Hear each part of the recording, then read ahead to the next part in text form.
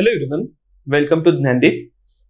In this session, we are going to discuss detailed solution and analysis for geography questions in UPSC Mains 2023 GS1 paper. Now we will take questions one by one. We'll analyze why this particular question was asked, from what topic this particular question was asked, and we'll have a solution for it, a detailed solution. Rather, what needed to be written, what mistakes needed to be avoided. We'll discuss all these aspects, and then we will conclude with what should be our approach for UPSC 2024 and beyond. So here is first question, that is question number 4. It is discuss the consequences of climate change on the food security. Climate change on the food security in tropical countries. Fine. Now, this is a typical question. If I have to relate it with syllabus, it is coming from some part of environment which is in GS paper 3, and there is also a discussion on resources, right? When we are talking about food security, we are mostly concerned about resources. There is a main topic, that is distribution of natural resources, so we can relate it there.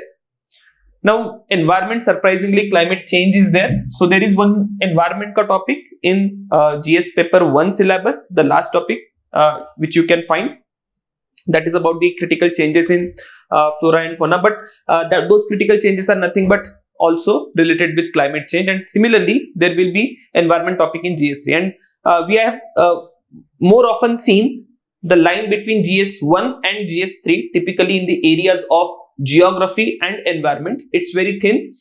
Sometimes there will be same type of question in GS1 and GS3, or sometimes some topics from GS3 are asked in GS1, and from GS1 it is asked in GS paper 3, right? So that is something we need to understand, because your preparation is supposed to go hand in hand. You have to prepare geography in GS1, and along with that you have to prepare environment section of GS paper 3, right?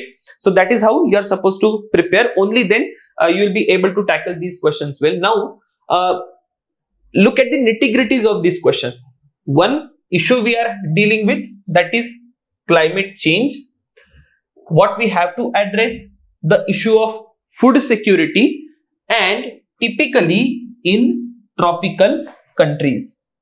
Fine. Now the fundamental mistake which would happen here, that will be you will relate properly food security and climate change, right?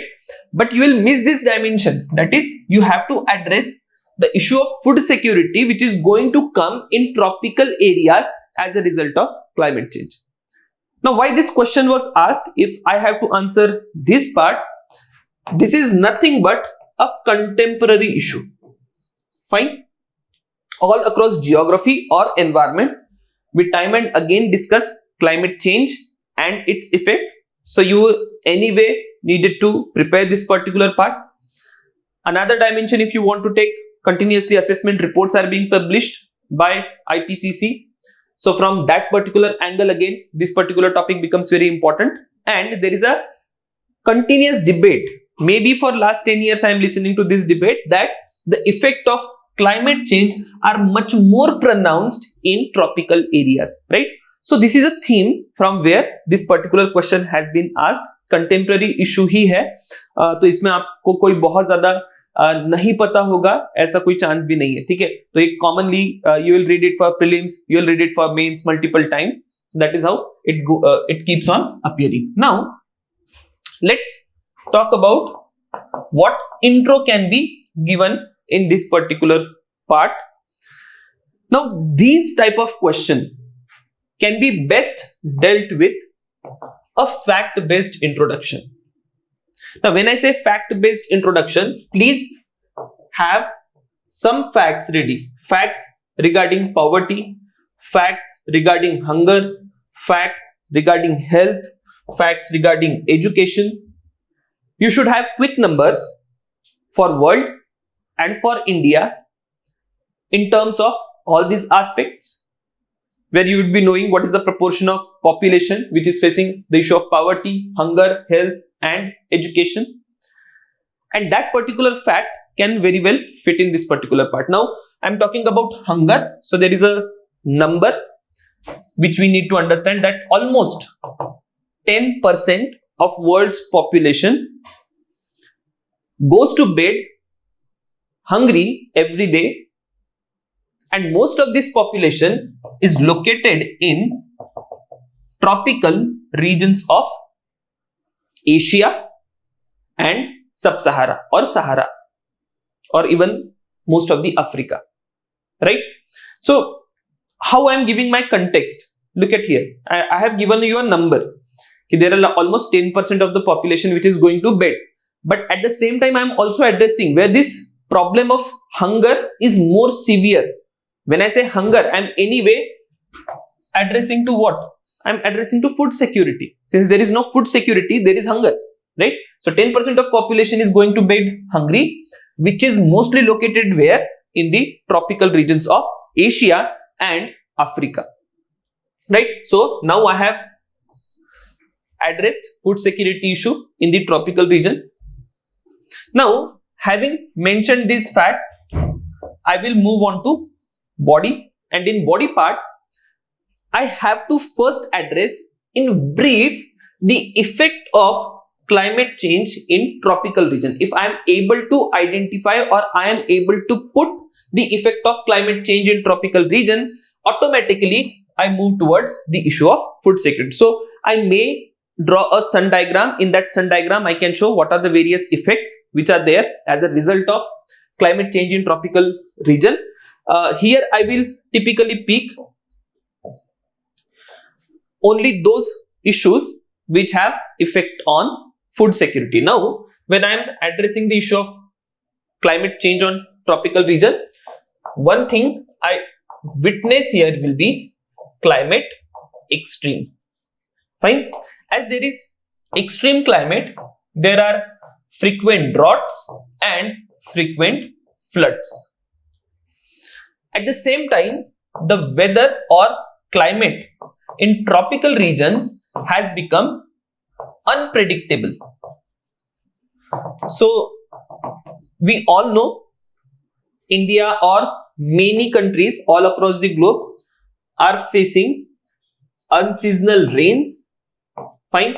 There are also events of cyclone even when there is no cyclone season. To give you an example of unseasonal rain, just take example of last year in India. In most of the part there was a fluctuating weather, either extremely dry condition or extremely wet condition throughout the year. In the northern plains of India, there was no adequate rainfall from western disturbances. So that is variation and fluctuation is there. Fine. In some part of India, there was unseasonal rain in winter, and all these translated into loss of crop or whatever was grown in that particular period, Rabi crop. It was mostly damaged in India last year. And again, you can take this particular issue and connect it with the question, right? Why there was unseasonal dry conditions or unseasonal floods or rains in various parts? It is nothing but an impact of climate change. So erroneous weather is there, extreme weather is there. So this is resulting into loss of crop, and if there is loss of crop, it creates an issue of food security. Now I'll move further. I'll talk about coastal areas. In coastal areas, what do we find? Sea level is continuously rising.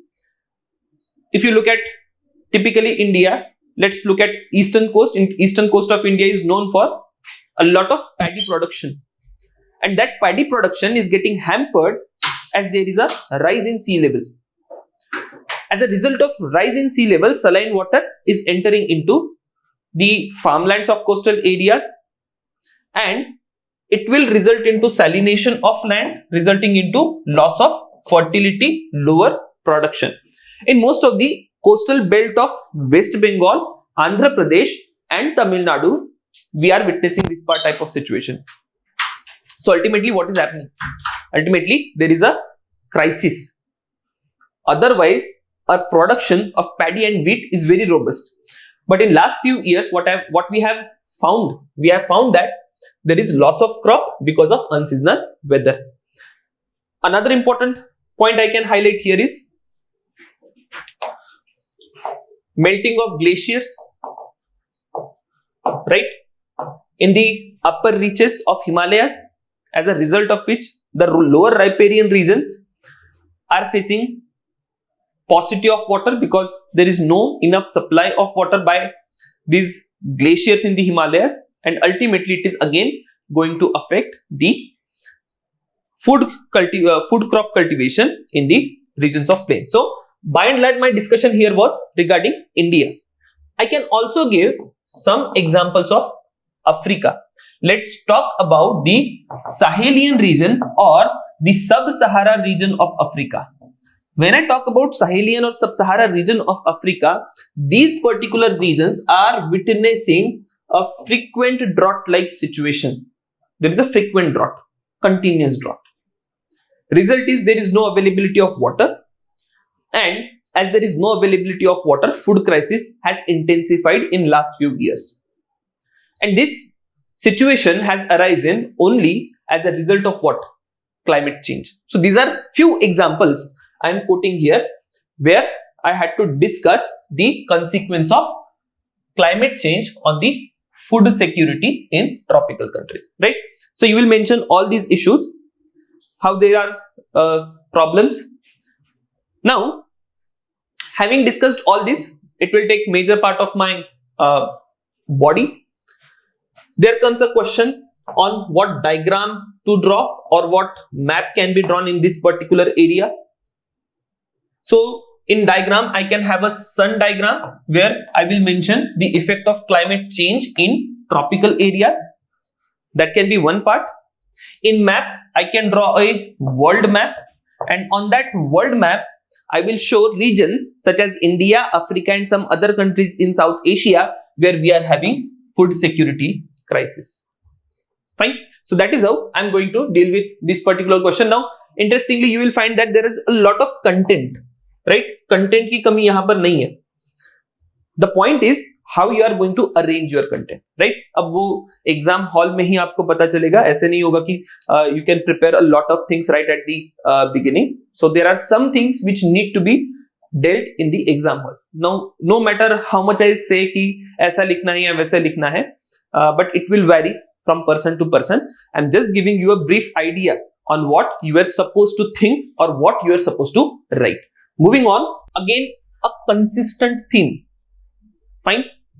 If you look at this particular theme, that is availability of fresh water, there have been a few questions on availability of water or water crisis all across the world and in India. So that theme is being repeated. Question is saying, why is the world today confronted with a crisis of availability? See now, see these words, availability and access of fresh water resources, right? So what you are supposed to address? You have to address availability and access of fresh water in world. Very, very simple question. There is again a lot of content you will find here. Let's talk about introduction. In introduction, again, the best way to start this particular question will be with the fact. And we all know there is one simple common fact, that is 1% or even less than 1% of the global water resources, they are available to us in the form of fresh water, right? And this limited availability is now turning into a sort of crisis all across the world. That can be my one way to start. Then I can also talk about the per capita availability of fresh water in India or across the globe, or I can also talk about the percentage of population which is facing the issue of availability or crisis of fresh water. Fine. So these are my ideal introductions. So you can pick any fact. Again, all these facts are something you need to be prepared with. You will need these facts in GS paper 1, you will need these facts in GS paper 3. So having addressed the issue of introduction, I'll move on to the next part, that is regarding the why there is a crisis of availability. Now my body structure will have two parts.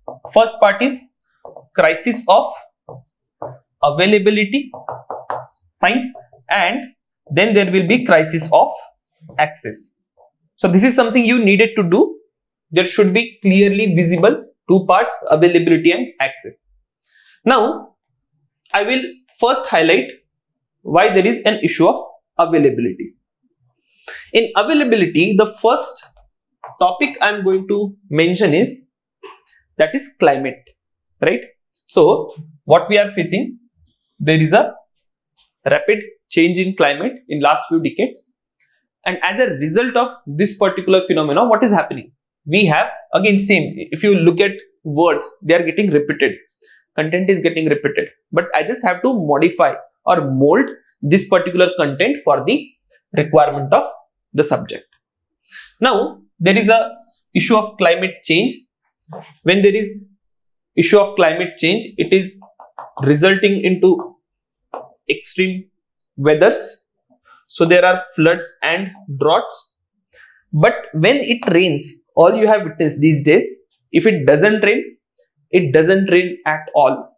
If it rains, it will be a copious amount of rain. And when this type of extreme weather is there, what will be the result? The result is our water reservoirs are not replenished well, right? So this is something I'll mention. You see, since there is a extreme condition of rain and drought, it is creating a stress in the replenishment of water resources. And as a result of non-replenishment of water resources, I have availability of or crisis of availability. Point number 1. Another important point I can mention here is that we are not able to tap this particular rainfall or water resources properly. Now in this particular part, you can say that there is a lot of water which is flowing down the seas, and it is not being stopped or it is not being dammed to create a reservoir so that water is available. Then there can be other issues on availability, such as I can say even if there are some areas where there is absolutely no rainfall, right? There are many areas where there is absolutely no rainfall. These are drought prone areas, arid areas, semi-arid areas. And as there is no rainfall in the first place, you will definitely have an issue of availability. You can then quote examples of again some parts of Asia, right, and some parts of Africa, or even for that matter you can go to the Central America or South America. Okay, so in availability I have some issues. Now move on to the access part. In access part, now we have to highlight some contemporary issues, such as we have some cross-border rivers. Now when it comes to cross-border rivers, be it international borders or state borders, we have seen that there is a conflict. There is water available. What we have to address is access. We have to address that there is availability of water, but we are not able to access that fresh water. Why? Because whatever water reservoirs we have, they are cross borders and there is a lot of conflict. So as a result of conflict, we are not able to tap the water. Fine, that is one way. Then we have issue of pollution. A lot of fresh water, typically in the lakes or in the rivers, it is getting polluted. And as there is a pollution of water, what will happen? Whatever fresh water which is available, you cannot access it. And this problem gets even worse in developing or least developed countries. Now this is something you need to highlight, because the problem of pollution is not as severe in the Western countries, because they have overcome, they have installed the system where they are able to utilize the water. But in developing and least developed countries, we do not have that system in place. So it more often it happens that we have water in our surrounding nearby, but we are not able to access it, right? Then there is issue of management, water management, dam management. These are again contemporary issues. So you will see that there is no proper management of dams, and as a result of which there is no adequate distribution of water. I can also say in accessibility regarding the wastage. Fine. So what happens whenever there is a distribution of water? That distribution of water results into wastage, and if there is a wastage, the last person who is going to tap the water is not able to access these resources properly. Fine. So these are few points you need to mention in your answer. Again, this is not exhaustive what I'm suggesting. In this particular question, what mattered the most is the structure, right? There can be n number of points in availability and access. I'm just giving you a brief introduction on what points needed to be mentioned. You can add as many points, but we have one more limitation, that is of words. Now let's talk about what map or diagram could be drawn. So I can show a map where the crisis of water, be it in India or in world, is severe. Again, on that map you can show regions such as the drought prone or semi-arid regions of India where water crisis is severe. You can also show some African parts where water crisis is severe. Central America or northern parts of South America is there where water crisis is there, right? So all these things I'll show on a map, and I'll conclude. I can conclude on the lines of sustainable development. I can put some sustainable development goal. I can also give some way forward type of conclusion. You can suggest some measures on how this availability and access can be improved, right? So that way you can conclude in this particular question. Moving next. Now this is a typical core geography question. Fine, fjords.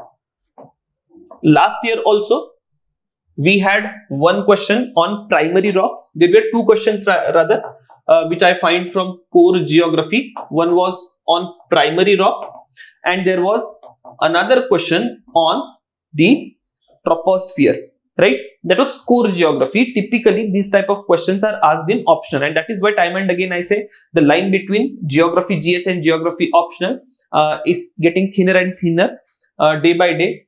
And I find more of these questions, they used to be asked in geography optional, right? So if you go for the questions maybe 10 years ago or so, you would find this particular question or these type of questions or primary rocks or the role of troposphere in geography optional question paper. And from somewhere there, now it is coming in GS paper 1, which was not expected. And this is something which is resulting into a panic, right? Because geography is a section where you can score the most in GS1, because history is slightly unpredictable. Society will, no matter how good you write, sometimes it ends up into average number, right? So that is subjective area. Society is subjective area, history is unpredictable area. So geography becomes a predictable and very objective area, which has a potential to gain you maximum marks. But what is happening, that there are some core geography questions which people are not able to address, and in that particular problem, it has set some kind of fear or some kind of panic where people might end up over preparing geography section. So what needs to be done? I'll just first address, whenever we are having some core geography kind of question, what you need to do.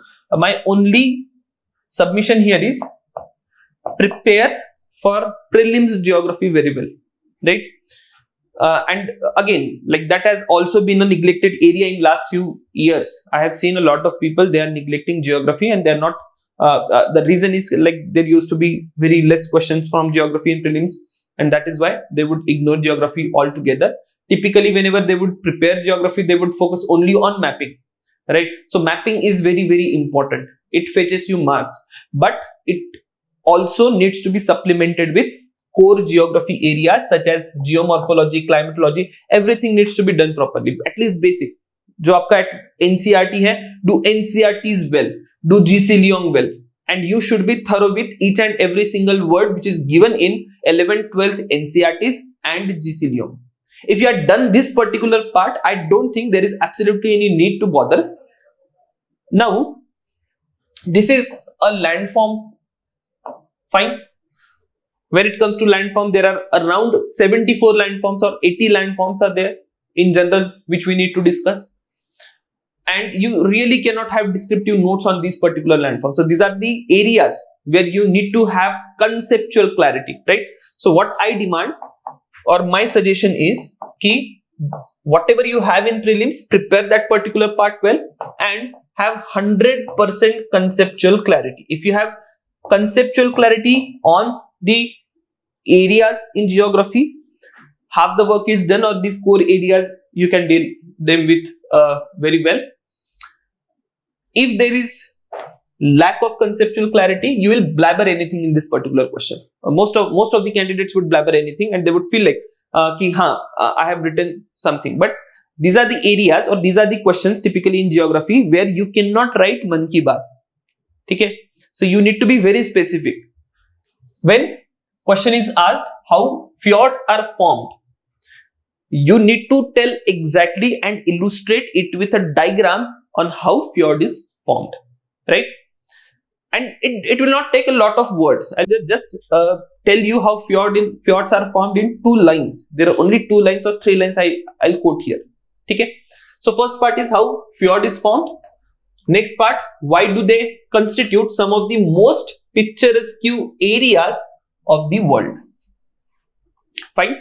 Now let's talk about the introduction. The first point you need to know that fjords are formed in which areas? In areas where we have glaciers.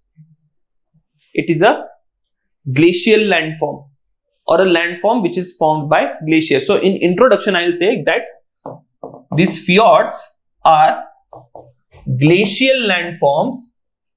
Now, do we find fjords everywhere? Do we find fjords in Himalayas since there are glaciers, or do we find fjords in Alps? No. So we typically find fjords at the higher latitude. Fine. Higher latitude, typically beyond 60 degrees on coastal margins. Okay. I'm being very specific. Where I find fjords? Fjords are glacial landforms at higher latitudes, typically beyond 60 degrees on coastal areas. So this is my exact introduction. Your introduction need to be this way only. You cannot write anything else. Fine. Because otherwise it is not going to hit the question. Once I say ki see, fjords are glacial landforms and forming in higher latitudes on the coastal area, I am talking exactly about the context here. You see where how these fjords are formed. For that I have set the context, right? So I have indirectly addressed that fjords are formed maybe because of glaciers or there is a role of sea. Okay? So this is my introduction. Further I'll move on to body part. There is a simple mechanism as a result of which fjords are formed. So fjords are nothing but a result of glacial periods or glaciation, we call it as. In geography, we call it as glaciation. Another word you can have is ice age. Okay? So whatever ice ages have happened, fjords are the outcome of these ice ages. How fjords are outcome of these ice ages? Let us understand. So what happens during ice age? We have thick ice sheets. Fine. As we have thick ice sheets, there is a lot of glaciation which is happening. Glaciers are growing in size. But at what expense glaciers grow? Glaciers grow at the expense of seawater. Fine. Whatever seawater we have, it gets evaporated and gets deposited on the glaciers. And this is a continuous process. There is an accumulation of snow on the glaciers, and this results into lowering of sea level. Otherwise, what happens in normal condition? So there is evaporation of water. There will be precipitation on landward side in the liquid form, that is rainwater, and this rainwater will flow again down to the seas. So there is a balance, right? But when I am in ice age or glaciation period, what is happening? There is evaporation of seawater. Typically in tropical areas, all this seawater gets deposited on the glaciers, which is again more on a lower latitude also. Fine. So all across the globe, you will find that there are thick ice sheets where snow is getting deposited, and it is not flowing back to seas. So that is how your sea level lowers down. Fine. So this is the context again. Now what is happening further? In higher latitudes along the coastline, this is original level of sea at higher latitudes. At higher latitudes, you will have glaciers somewhere like this. Here is, I have glaciers. But as I enter ice age, what happens in ice age? In ice age, these glaciers are growing in size and sea level is declining or lowering. Sea level lowers. Sea level is now further backward somewhere here. Earlier it used to be up to this point. Sea level was up to this point. Now it is somewhere lower. What glaciers have done? Glaciers have expanded and entered in these particular areas of sea. And as a result of these glaciers, what will happen? This topography gets changed. There will be U-shaped valleys which are formed here, right? Everyone knows the formation of U-shaped valleys. Now once we exit from the ice age, what happens? There will be normalization of sea level. Glaciers have thrown back. Now you have U-shaped valleys. Typically they will have U-shaped valleys like this. Fine. And seawater has entered into those U-shaped valleys, and that is how the topography which forms there, you will have some valleys, valley like this, right? This is my U-shaped valleys, but this U-shaped valley has formed where? This valley has formed on a sea floor and which has been reclaimed again by sea. So I also have seawater here. Clear? So you will have ridges, you will have some valley here which is filled with seawater. This is again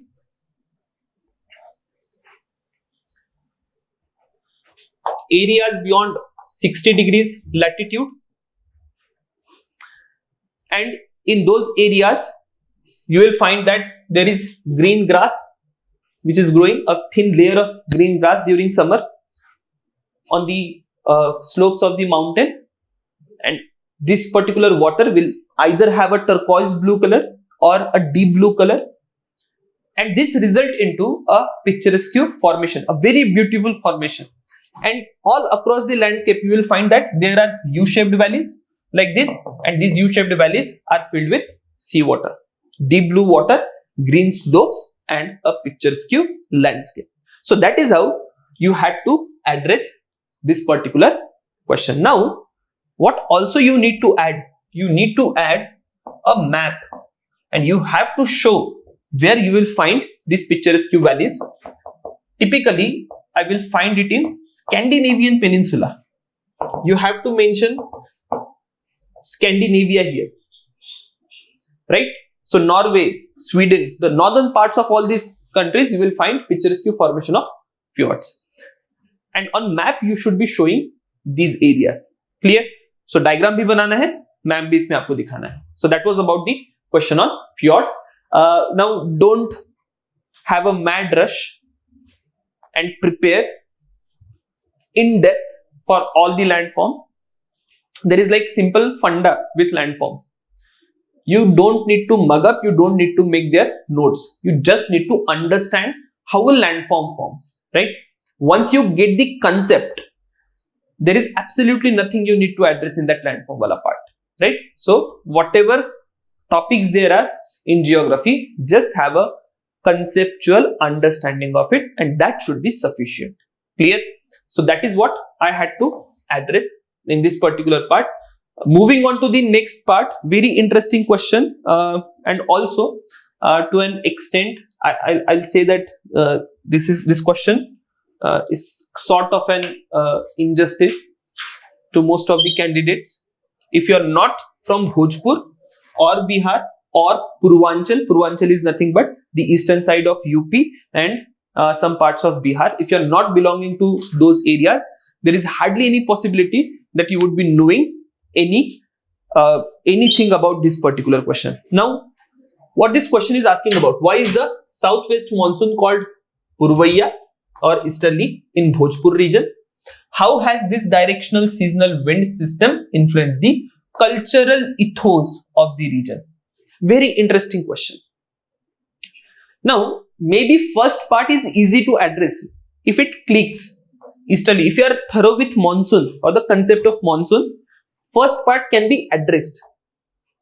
But there is absolutely nothing can be addressed about the second part if you do not belong to Bhojpur or Purvanchal. Now let us see what can be done here. Let's try to have introduction.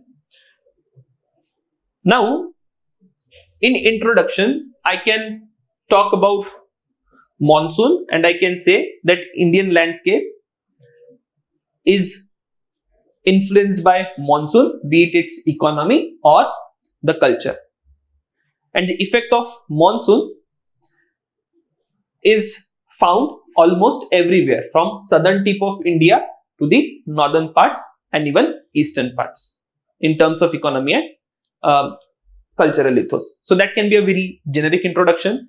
There can be another introduction where I will say that the rainfall which is received from Indian monsoon is received from Arabian Sea branch in the western part and the Bay of Bengal branch in the eastern part. That can also be an introduction. Okay, so there can be a lot of variation, but I will either stick to either of these introduction. You can also have your innovation. Now I'll first explain why it is called as Purvaiya or easterly. So I already have given a hint regarding various branches of monsoon. So here I have Arabian Sea branch of monsoon, and here I have the Bay of Bengal branch of monsoon. Whatever monsoonal rainfall which takes place in Gangetic plain, fine, Ganges plain, typically eastern Gangetic plain. Here I have to be very specific. I am talking about Bhojpur. Bhojpur is in the eastern Gangetic plain, and whatever rainfall we receive in the eastern Gangetic plain is received from Bay of Bengal. Now you were supposed to explain what happens with the Bay of Bengal branch. You will say that Bay of Bengal branch, it is moving from west to east or southwest to northeast on the Bay of Bengal. As it hits the Arakan Yoma mountains in the Myanmar, it deviates and takes a westerly course, and taking westerly course it will enter eastern Gangetic plains of India. Now for eastern Gangetic plains of India, these particular winds are coming from east. So in Bhojpur, Bihar or other parts, we have wind which is carrying moisture which will result into rainfall. From where it is coming? It is from east, and that is why it is called as Purvaiya or easterly in the Bhojpur region. Clear? So this is my first part. Easy. Fine. If you are fundamentally clear with this, you will not have any difficulty. Now I will address the next part. What is the next part? My next part is, I'll talk about the cultural ethos. What cultural ethos we find here? If you belong to Bhojpur, you would be knowing well, but since most of us do not have anything about or any knowledge about Bhojpur, or it may also happen that there would be some candidate who would not know where Bhojpur is. ठीक है.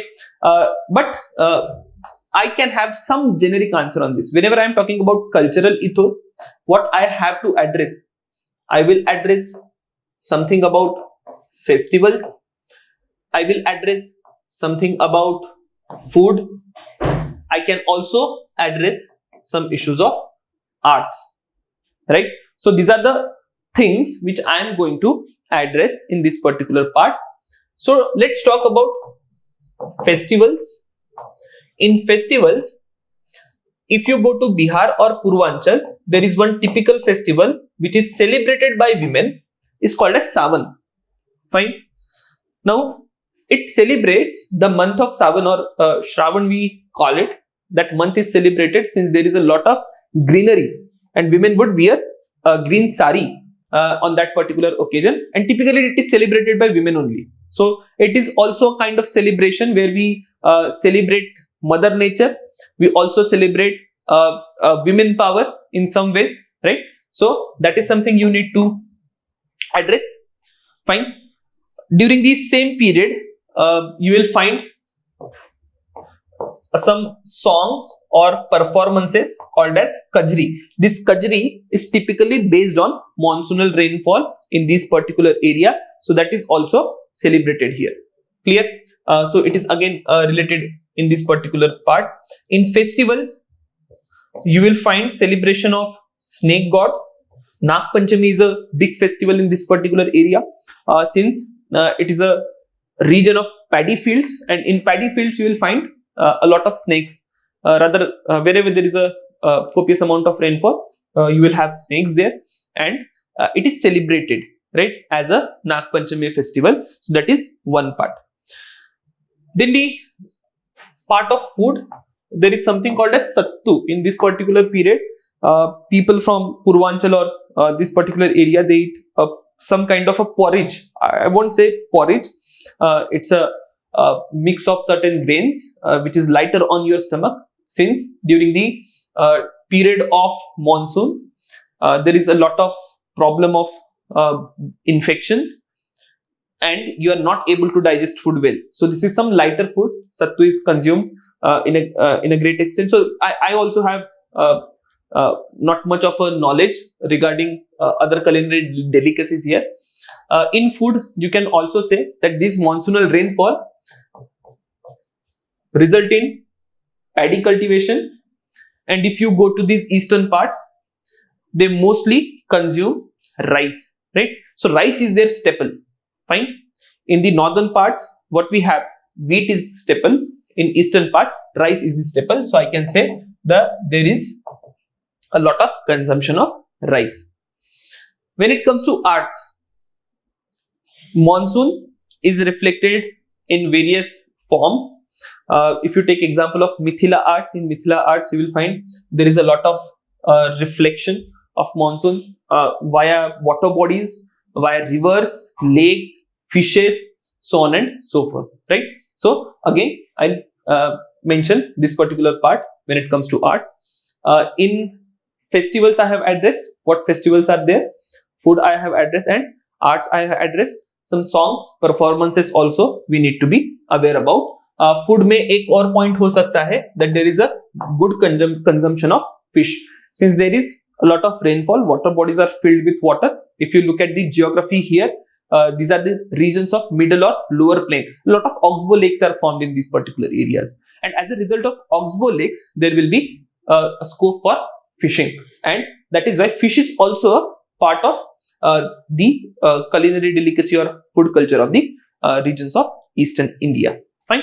So this is something you can write on the later part in this particular question. Nothing much we know about the later part. So this much of description should be enough. Draw a map compulsorily and show the eastern parts or the regions of Bhojpur where we are having it as a Purvaiya. Also show Bay of Bengal branch and name it as Easterly or Purvaiya, so on and so forth. So this was about the questions. So section A is done, where we have 10 marker question. Now we will move on to the section B.